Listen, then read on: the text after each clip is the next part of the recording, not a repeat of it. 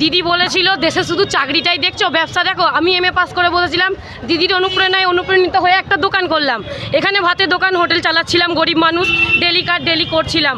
হঠাৎ কোনো নোটিশ না দিয়ে এইভাবে সর্বশান্ত করে দিল। আজকের দিনে দাঁড়িয়ে আমি গরিব মানুষের 5,000 টাকা এখন 2 ঘন্টার মধ্যে লস হয়ে গেল। ভাবুন তো তাহলে এবার আমরা কি করে খাবো? এইটাই দিদির উন্নয়ন? এই ভোট দিয়ে আনলাম আমরা। আমি এমএ পাস করার পর দিদিই বলেছিল সবাইকে কি চাকরি করতে হবে, আমি চাকরির আশায় যাইনি, দিদির কথা শুনেই ব্যবসা চালু করেছিলাম। তাহলে বলুন এই ব্যবসাটা এবার ব্যবসাটার কি হলো? এই ব্যবসাটা আমি কি করব?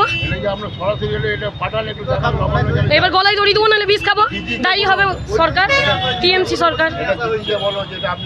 এবার এটা দিদিকেই দেখতে হবে যে আমাদের যেভাবে হঠাৎ করে উচ্ছেদ করে দিল, এটা দিদিকেই ব্যবস্থা করতে হবে। দিদি যখন বলেছিল যে আমাদের পাশে আছে, দিদি বলেছিল আমাকে বলুন, আমি সব সময় সবার গায়ে সবার পাশে আছি। তাহলে এইটাও তো দিদিরই দায়িত্ব যে হঠাৎ করে এইভাবে সবাইকে সর্বশান্ত করবো না। আজ 1 ঘন্টার মধ্যে আমার পুরো দোকানটা নষ্ট।